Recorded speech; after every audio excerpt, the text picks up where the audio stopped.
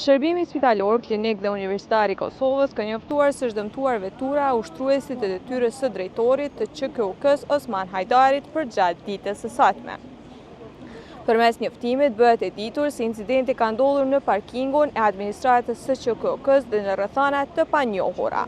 Në njoftim thuhet se sot në parkingun e administratës së QKUK-s ka ndodhur një incident që përfshin dëmtimin e veturës private të ushtruesit të detyrës së drejtorit të këtij institucioni e parkuar në parkingun e administratës. Dëmtimi ka ndodhur në rrethana ende të panjohura në kohën kur po bëheshin përgatitjet për fillimin e mbledhjes së rregullt të bordit drejtues të shërbimit spitalor Klinik Universitar të Kosovës, e cila ishte parapartë mbarë në hapësirat e administratës qendrore.